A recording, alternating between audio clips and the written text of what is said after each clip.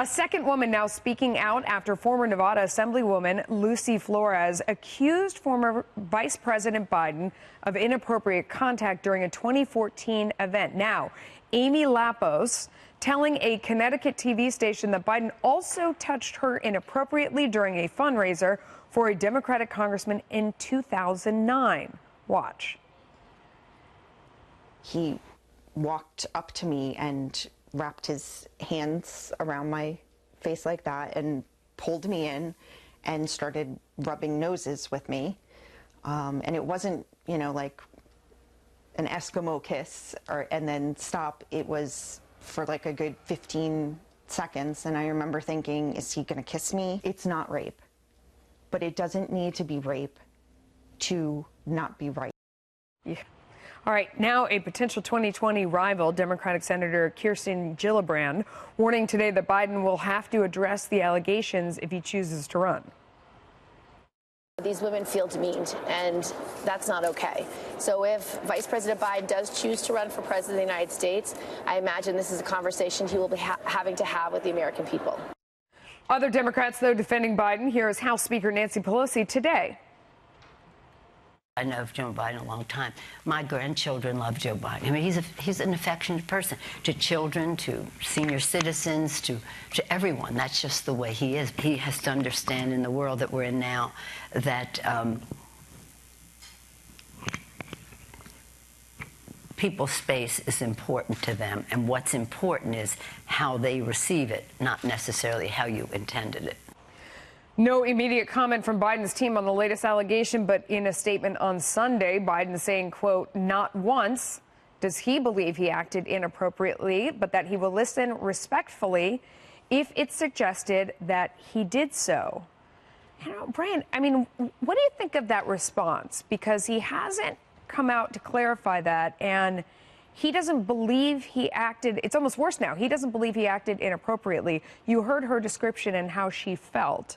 Yeah. So how could you not come out and then say, okay, I mean, that was inappropriate. I didn't realize it at the time, but now I understand. But did you hear Nancy Pelosi's response to the question? It was almost the same thing in miniature. She did not know what to say. And I think right now the hard left has Biden exactly where they want him. He has no idea how to respond to this in the context of the hard left takeover of the Democratic Party. They view him as irrelevant. They want him out of this thing. He's going to carry this Me Too narrative with him if he runs the entirety of the campaign, and I think they've effectively already undercut him.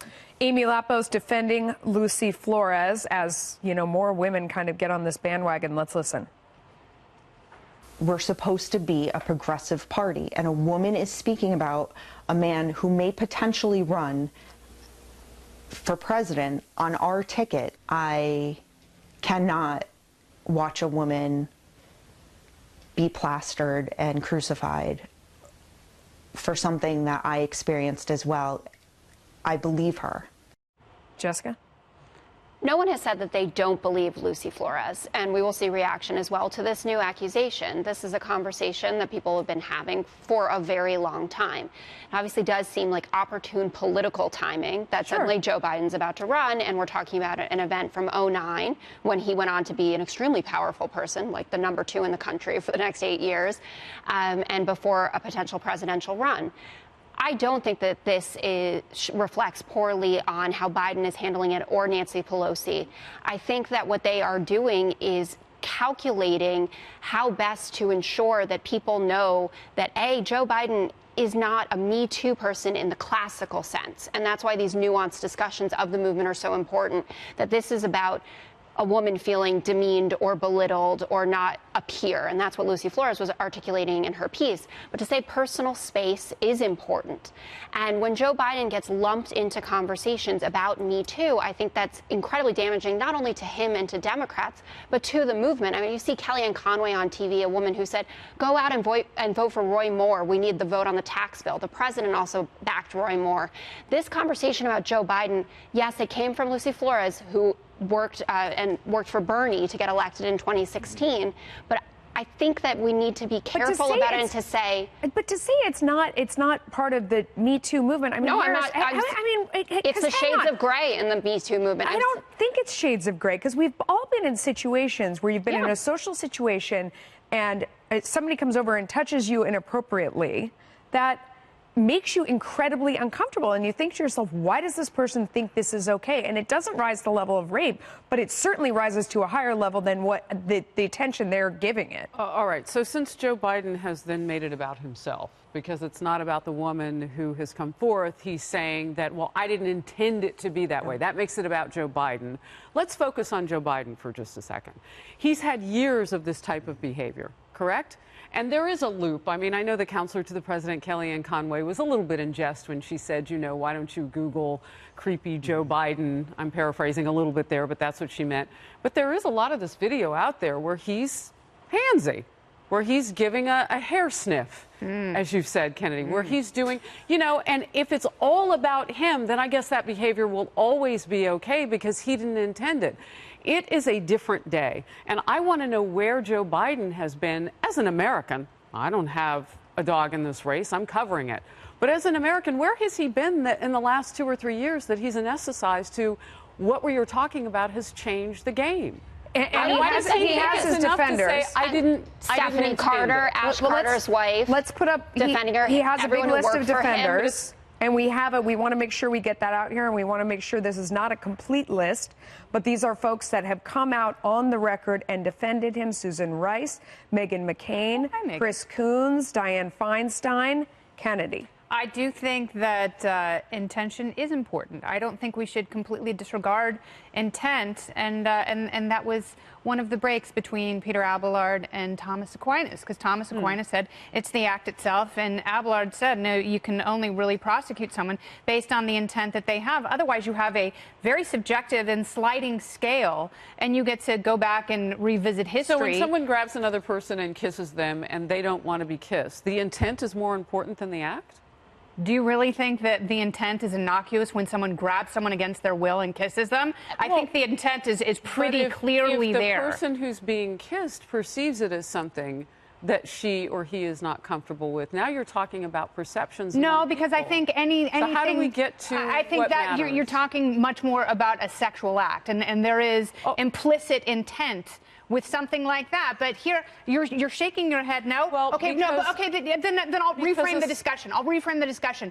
Where are you on? Always about sex. Okay, is what I was going to say. I understand that. But where are you on redemption? Does Joe Biden have the ability to say at this point? I haven't even gotten to the point where he's I just said I'm reframing the discussion. So I hope I didn't do anything to make her feel a certain way. Let me ask this. Then you Joe get down Biden, the road. Because you take accountability. Then you get down the road to redemption. This is something that those on the left really have to figure out. Can someone go back and take stock of their life and say, I've done these things that are wrong, and I see that now? Because sure they can, but he hasn't. Got to include the victims in that too, or potential victims, whatever you want to call them. Is there room for that, though? Is there room for Joe Biden at this point to say? That's what the Bible talks about. But it talks about accountability and one-on-one and letting whoever and the Bible doesn't talk specifically about the hashtag Me Too movement, but working out your differences one-on-one and taking responsibility. Saying that you didn't intend, but she ought to be heard is not the same thing as saying, I'm sorry if I put her in a position where she felt uncomfortable. I'm sorry that I put her in a position that made her uncomfortable. Right, that it was the proactive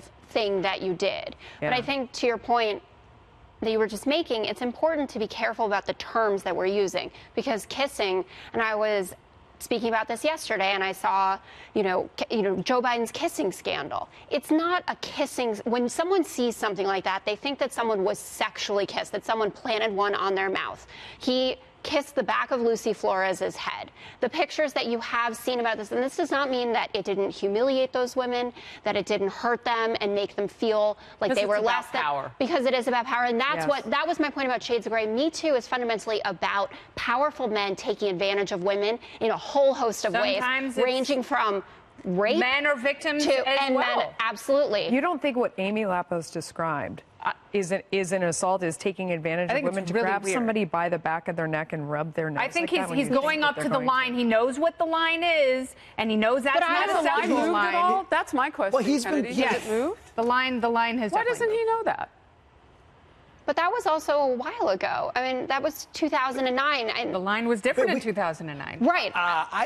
The line was maybe different in 2009. Joe Biden and his place in American politics was different in 2009. That's why he hasn't been. He's been doing this for a long time, and a lot of people have been pointing it out. But it's just now that he's become irrelevant to the cause on the What left. are you talking about? Joe Biden is irrelevant. Joe It's Biden. interesting. I think they're trying to make him into an absolutely, irrelevant they person. want to make him are trying to do that. We've lost Absolutely. control. Like One at a three time, guys. really One at a time. loud One at a time. Some three loud people who want to be president are turning Well, him one into loud an one. irrelevant. I want to go back to relic. something that you just said, though, Brian, because Marie Harf on the couch said yesterday that there might be this syndrome of, going after their own within the Democrat Party who are farther progressives. And is this a way to do it? It was something that she said she's hearing inside the party.